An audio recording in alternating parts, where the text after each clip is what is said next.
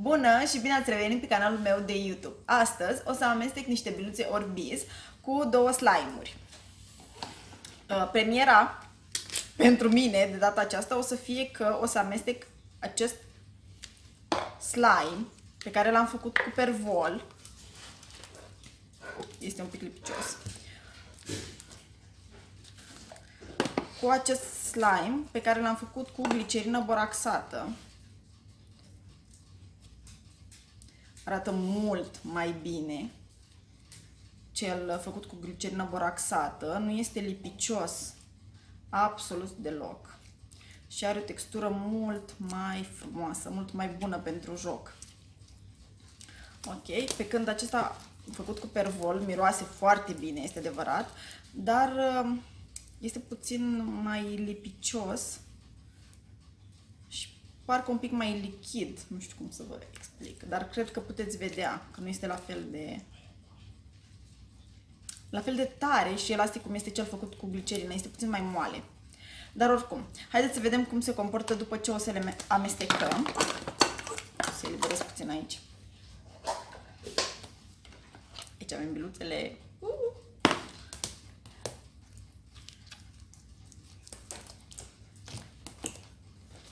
O să le amestec bine. Chiar sunt curioasă ce textură o să am după ce o să le amestec.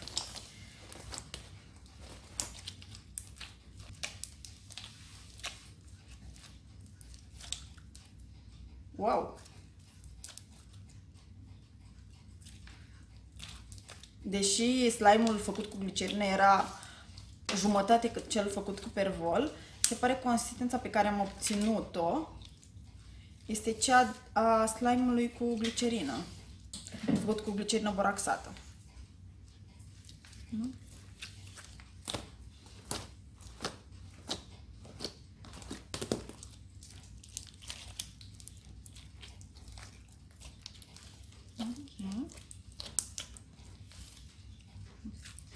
Cred că le-am amestecat destul de bine. Wow! Este foarte plăcut.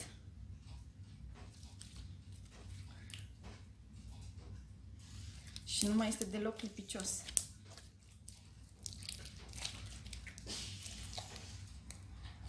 Bun, acum haideți să punem și câteva biluțe. Nu o să pun foarte multe pentru că nu am făcut niciodată, nu am amestecat niciodată un slime cu biluțe Orbeez, deci nu știu cum o să fie.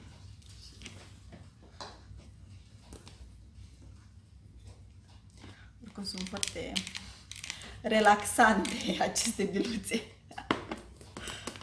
Ok. Să amestec. Încă am fug de pe masă.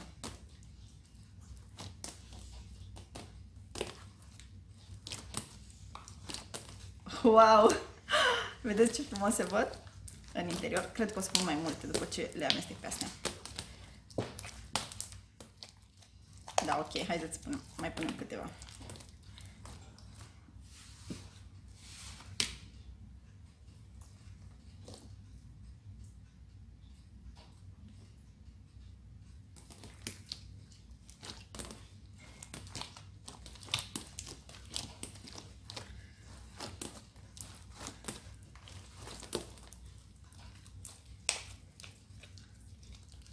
S-a ordonat.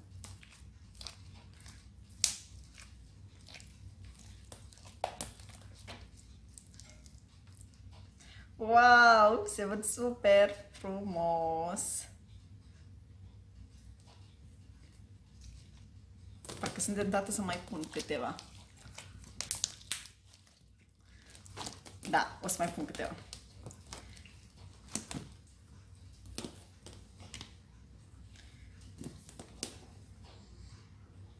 Ok, cred că sunt de ajuns. Fug! Nu vor să intre în slime.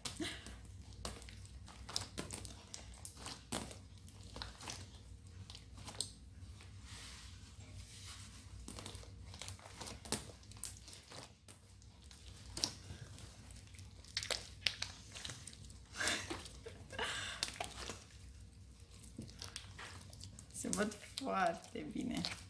Îmi place. Deși cred că am pus prea multe pentru că au început să cadă din slime. Am exagerat cu cantitatea. Again. Okay, să le pun aici la loc.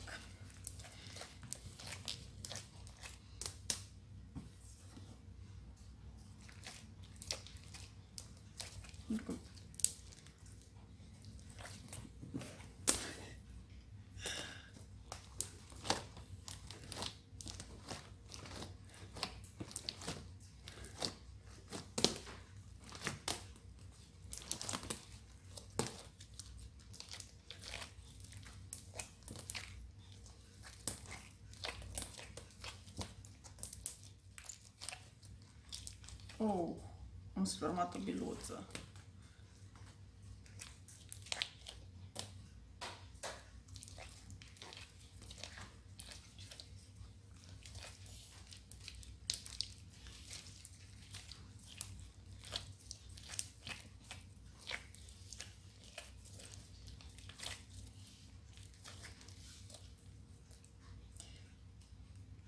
Sincer, slime-ul este interesant doar ca și aspect. Se vede foarte drăguț, cum puteți observa. Doar că în momentul în care încerci să te joci cu el, încep să cadă biluțele din el. Bine, poate fi amuzant pentru că le poți aduna și reintroduce în slime. Dar ca și aspectele arată foarte bine, după cum puteți vedea. Zici că sunt niște perluțe în interior. Cam atât a fost pentru astăzi. Dacă v-a plăcut, nu uitați să dați like, share și subscribe și să-mi lăsați întrebările voastre în secțiunea de comentarii. Vă mulțumesc! Orbez. Orbis. Ha! Bună și bine ați revenit pe canalul meu. Zici că e măcătură. Stai. Bună și bine ați revenit pe canalul meu de YouTube. Astăzi o să facem un mix de slime cu biluțe Orbez. Cu biluțe Orbis. Încep? Ia vine să vezi cum se vede. Vine să vezi cum se vede. Orbis. Bună și bine ați revenit pe canalul meu de YouTube. Astăzi o să amestecăm niște biluțe...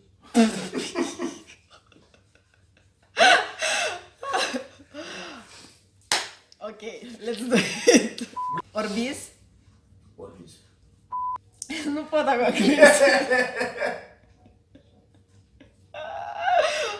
Ok. Mă dă genunchi deja. Nu mai mă să râd. Ok, stai că nu pot, îți ca aia de la servit. Biluțe Orbis. Orbis.